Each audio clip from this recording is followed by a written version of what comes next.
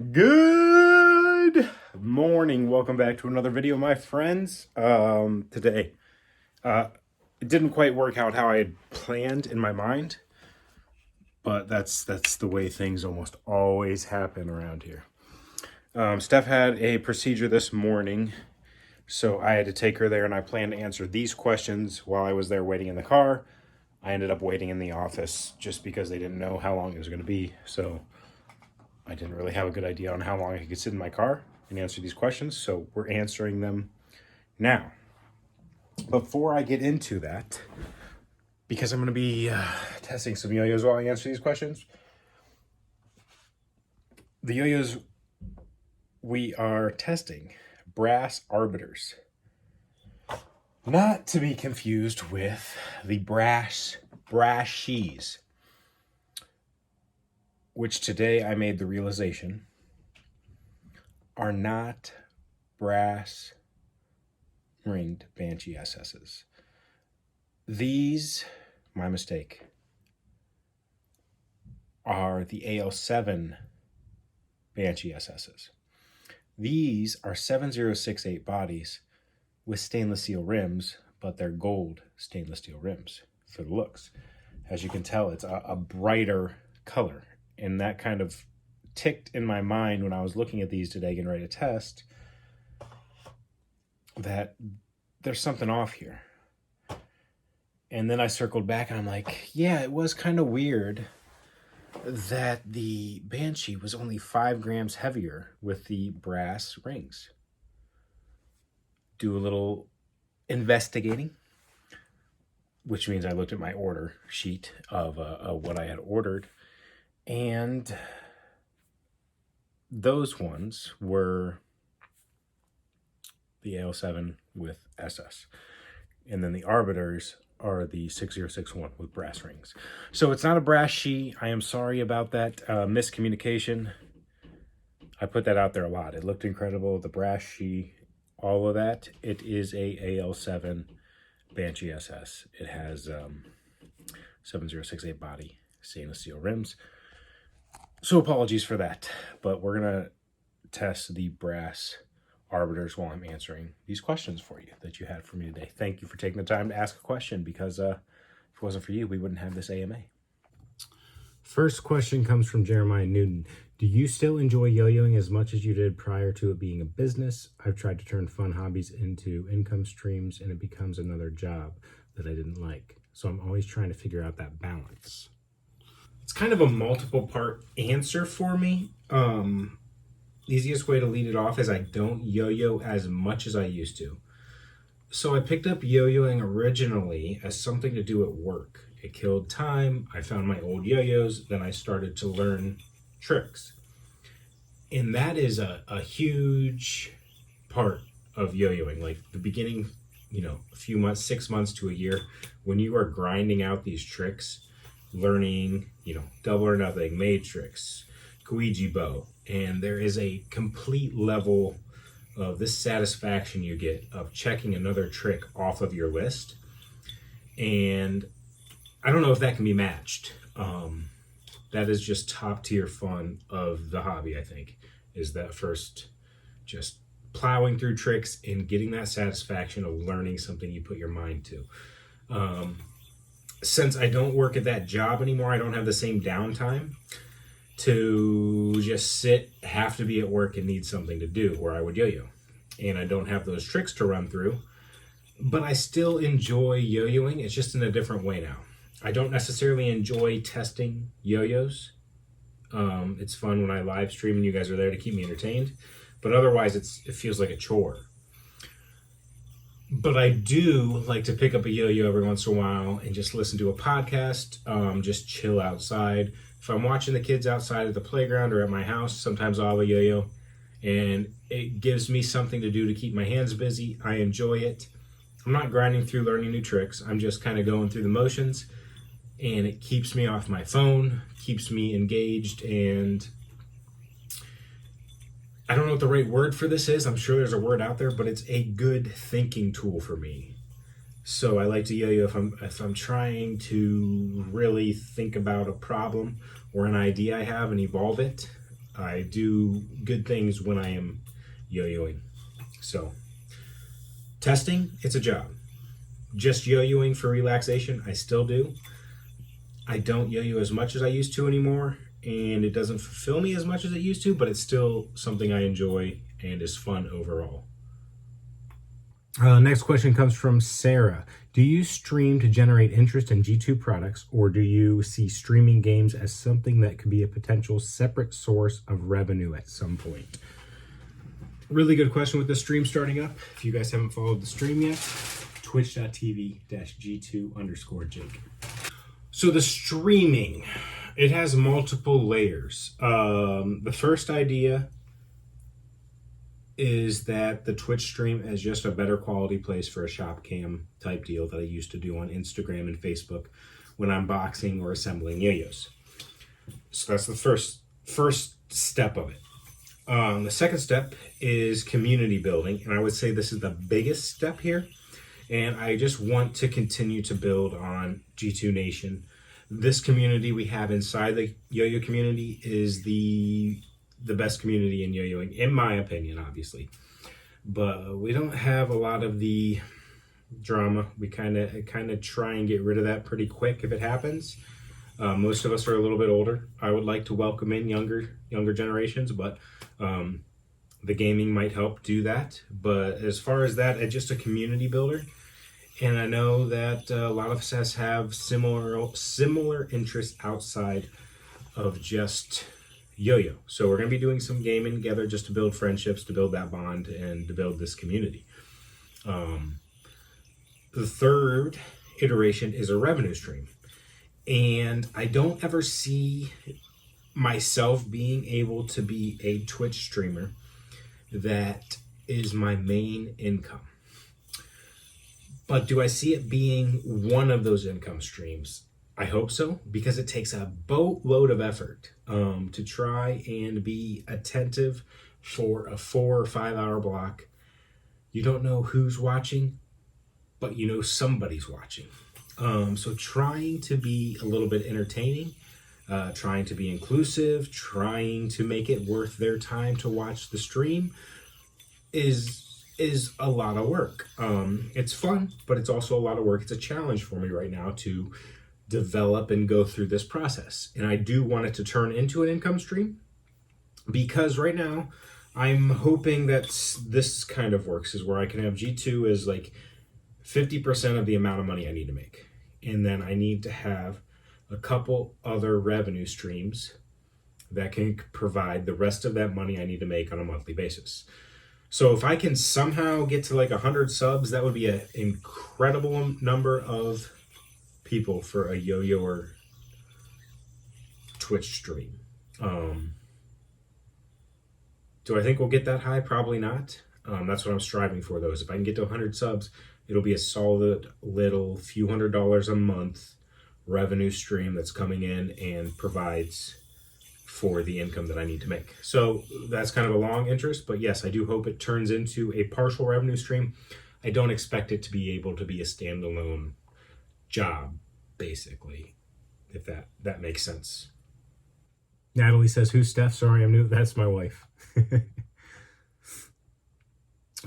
She also says, will you stream today? I did stream today for about an hour and a half, just randomly when I had time. Thursday, when you're watching this, we'll be streaming at noon for approximately 4.5 hours. So we've got a big stream planned. Evan asks, how's your other businesses going? Will we only ever focus on yo-yos, but you've mentioned other interests in the past? That's a good question. So when I quit my day job, obviously it wasn't because of, let's get a new one, this one passed QC. It wasn't because yo-yos could cover basically that income that I had been generating from my day job. But it had a solid base that I thought I could build off of it to increase G2, and then to also branch off into some other business ideas that I have. And I haven't really talked about those. The other business ideas I have, the first one I've talked about, JG Visions, and that's a photography, marketing, Instagram support type consulting. And I've had a couple conversations with businesses. I haven't found the right fit, because I don't want to do just like photos. I don't really want to do family photos. That's not for me. I'm willing to do like headshots, but I really want to help a business grow. I want to work with them on their social, take photos for them, then help them, give them ideas for themes and what they should be doing on social so that they can grow. And I just haven't had the right setup yet to where the client wanted what I'm looking for and was willing to pay. So yeah, I've had some offers for just like photos, but the pay isn't right. It's more of a product for photos, and I'm not really interested in that. And the other one was I've had an opportunity to do some like family stuff, which I'll do for friends, I think, but I don't want to do that as my business. I'll do it if I have to. If I'm not gonna be able to pay my mortgage next month, I'll try and figure out something to do, some family show photos or something. But that's not what I want for JG Visions. Other businesses, there's two other things we wanted to do. One's further down the road because I need to get my back pain figured out, and that is real estate stuff. I wanted to flip some houses with a friend that's been wanting to, but I don't think I can do the physical labor right now. And if I get into that, that'll completely demolish the stream. I won't have time for it. And I don't know. I don't think my back can handle that until I figure out what the actual issue is with my back. So that's another one we wanted to get into. And then the third one, we hope to get into next spring. We were going to start it this year. We had the business plan laid out. We were going to place the order, and then COVID hit. Like literally, we were getting ready to place the order like a week before, like, hey, this is real. Things are shutting down. And that is a bounce house inflatable business. And that's kind of something that I think we can have like 5 bounce houses and hopefully rent out like, get 9 rentals a week. So 3 on Friday, 3 on Saturday, 3 on Sunday. If we can get there, it'll be a solid business plan and only grow from there. But that won't be starting until next year. And that is the bounce house business that I have with a friend. He's ready to rock and roll. I'm ready to rock and roll. We just have to get to next spring now in Ohio and hope that it works out. We'll see what happens with COVID and everything, but that's where we're at for that third business. Hopefully that answers that question pretty well. Good question. Skylar says, I've been trying to come up with a good G2 related topic, but I'm at a loss. So I would like to know what is your favorite pizza, both toppings and crust? And what is your favorite candy bar and why is it Mounds? Skylar turns into the streams a lot, and I make fun of his Mounds preference in candy bar. Like, okay, I'll enjoy a good Almond Joy, but I'm never going for a Mounds, like ever. Are you? Come on. So favorite pizza right now, I kind of go in stages. A good, this is a weird pizza, but it's like a potato ham pizza. It's awkward, but it's really good. I like that. Garlicky. But that's not my favorite. I just wanted to throw that one out there because it's a little different. And then I go back and forth between like just like a good pepperoni and some accent, whether it's the pepperoni sausage, pepperoni ham, pepperoni olive I like. But right now my personal favorite, if we're ordering a pizza and I'm only worried about me eating that half of the pizza, jalapeno and pineapple. It's been really good. I should probably try it with some ham in there as well, but I haven't, I guess, wanted to pay for the 3 topping. I usually stick with the 2 topping options, but I think that'd be good with ham as well. But number one choice right now is a jalapeno pineapple pizza. And crust really just depends on the mood. I'm more particular on the sauce, so there's less options that I'm willing to order pizza from. But crust, I like a good regular hand toss. I like a good thin crust. Pan's probably my least favorite, but a good hand toss crust or a good thin crust, I'm happy on both of those. But my actual favorite candy bar, maybe a Take 5. No, not a Take 5, sorry. Why did I say that? A Nutrageous. The Reese's line is really good. If I got to pick like a staple between like a Milky Way, Snickers, Reese's, Twix, Mounds. I'm going to go with the Reese's, I think. Really enjoyed this. A lot of people pay a lot of money for that kind of communication. That's in reference to that video we had with Stephanie yesterday. Honestly, I was almost didn't share it.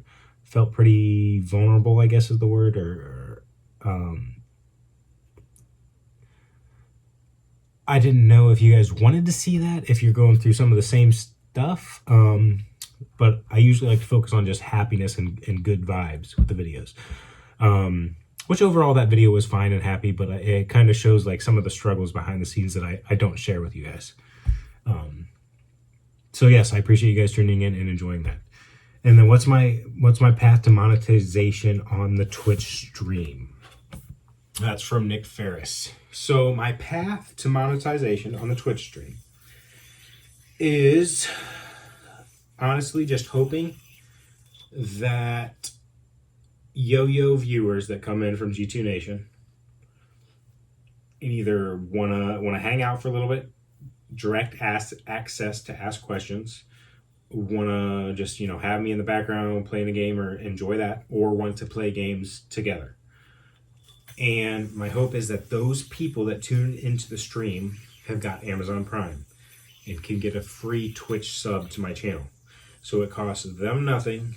They can sub to me, and I think I get $2.50 a month from that sub, and they have to manually resub each month with that Twitch Prime.